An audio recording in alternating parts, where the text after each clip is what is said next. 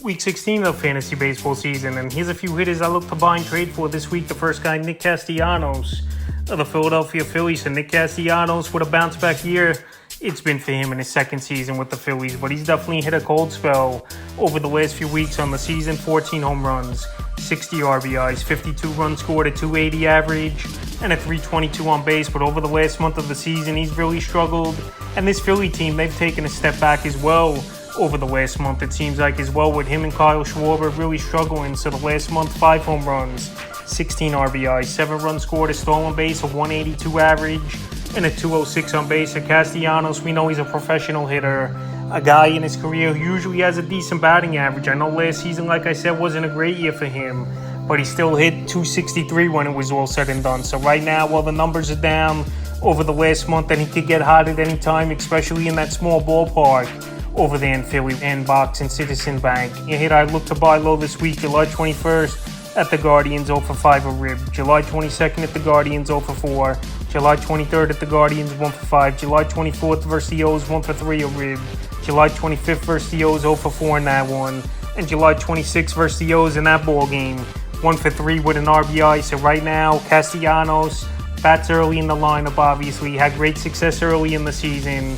Right now, I know it's been a little bit of a struggle over the last few weeks, but like I said, it just takes a couple ball games for a hitter like Castellanos, who knows the strike zone well and has a good approach up there, to get things back on track. So right now, while he's been struggling and the numbers have taken a hit since the beginning of the month, it's a perfect time to buy him low this week, because if he gets on track, he can help fantasy owners in a big way for the next few weeks to a couple months. Next hit is George Springer of the Toronto Blue Jays. So George Springer is definitely having a down season for the most part this season, I believe here. I know the numbers overall still aren't horrible, but I believe batting average and on-base percentage has taken a little bit of a hit. Third season here for Springer, 13 homers, 41 RBIs, 56 runs scored, 13 stolen bases, a 260 average, and a 328 on base. But over the last 2 weeks here for Springer, he really hasn't done anything either.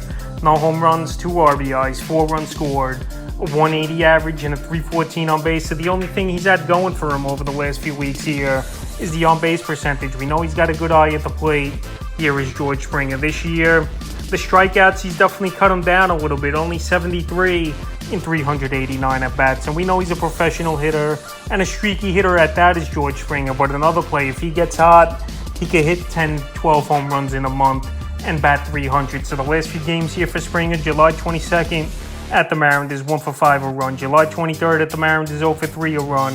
July 24th at the Dodgers, 0 for 6. July 25th at the Dodgers, 0 for 1 with a run. July 26th at the Dodgers, 0 for 4. So right now, Springer, he's not doing much after the All-Star break.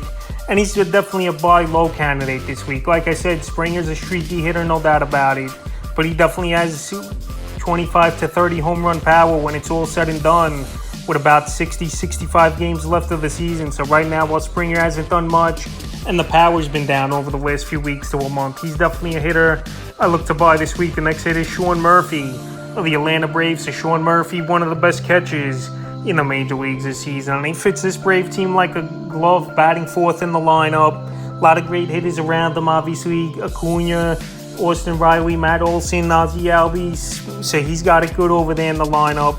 And he's playing great baseball this season. But right now, his numbers have definitely taken a hit over the last few weeks since plays resumed after the break on the season. 17 homers, 58 RBIs, 45 runs scored, a 285 average, and a 379 on base. So a good approach at the plate for him as well. High on base percentage, 79 on the season here for Sean Murphy. But the last couple weeks have been a struggle. No home runs, 3 RBIs. 3 runs scored, a 107 average, and a 194 on base. So like I said, catcher's one of the weakest positions in the league. And Sean Murphy, one of the best catchers, if not this season, in fantasy baseball. But still, he's struggling of late. And you could definitely get him on a little bit of a discount. You're still going to have to pay a decent price. But obviously, with the struggles the last few weeks, you don't got to pay as high as the price as you would have before the All-Star break. So the last few games here for Murphy, July 19th versus the Diamondbacks, 0 for 4. July 21st at the Brewers, 1 for 3 a run. July 22nd at the Brewers, 0 for 4. July 25th at the Red Sox in that one, 1 for 4 with an RBI. And July 26th at Boston in that ball game, 1 for 4. So right now we haven't seen much out of Murphy, but he's another player that could get things going at any time, especially with all those great hitters in the lineup. So right now, while he's been struggling, it's a perfect time to buy him this week. But like I said, you're still going to have to pay a decent price, but not as high as you would have a few weeks ago maybe. The next hit is Jordan Walker of the St. Louis Cardinals. So Jordan Walker, coming into the season, was the number one prospect in all Major League Baseball. And so far in his rookie year, it's been about two and a half months he played, because we know he started the year with the Cardinals, and then they sent him down about after a month of the season. So in the year, 9 home runs, 28 RBIs, 25 runs scored, 4 stolen bases, a 275 average, and a 337 on base. I think those are pretty solid numbers for the rookie Walker, who's only 20 years old and only 220 at-bats on the season. But the last couple weeks have definitely been a struggle, and even the last month, 3 home runs, 8 RBIs, 9 runs scored, a stolen base, a 229 average, and a 289 on base. So right here, Jordan Walker, he's playing every day for this Cardinal team. They're most likely going to be big sellers at the Major League trade deadline. Approaching August 1st here, less than a week away. So Jordan Walker, he's got playing time, no doubt about it. Cardinals, they might have an outside shot, 8.5 games out of the wild card, but they're most likely going to sell. And Walker's going to be a mainstay, obviously, and even move up in the lineup, I believe, as well. July 21st at the Cubs, 1 for 2 with stolen base. July 22nd at the Cubs, 0 for 4. July 23rd at the Cubs, 0 for 2. July 24th at the Diamondbacks, 1 for 3 a run. July 25th at the D-backs, 0 for 2. And July 26th at the Diamondbacks, he sat out that one. So right now, well, Walker's numbers are down over the last few weeks, and he was the number one prospect in Major League Baseball for a reason. And he's a 5-tool player. He's definitely a guy I look to buy this week, because if he could get going here in the second half of the season and start to break out, he could help fantasy owners in a big way.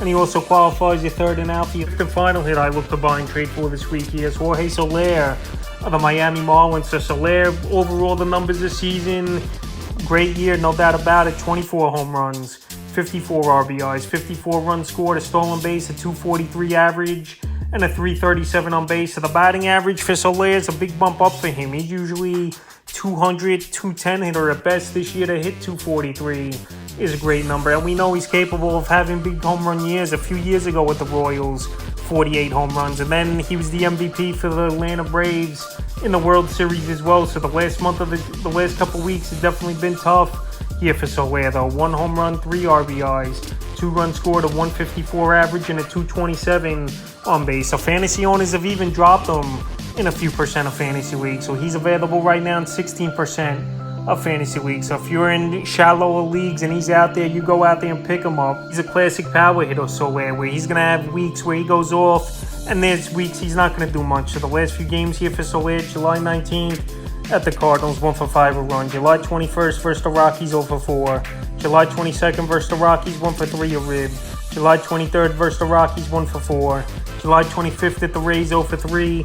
And July 26th at the Rays, 0 for 5. So this Marlin team as a whole, after the All-Star break, they've really struggled, 2-9 after the All-Star break. And Jorge Soler, he hasn't hit a home run since July 14th as well. But like I said, once this guy gets going and gets on the right path, he could break out in a big way and help fantasy owners in a big way. We saw it in May and June, him put up the big numbers. So right now, well, he's not hitting for power and doing much here as Jorge Soler. He's definitely a hitter I look to buy low this week, because if he could get on a tear once again, he could carry your team for a while. So that's a few hitters I look to buy and trade for in Week 16 of the fantasy baseball season.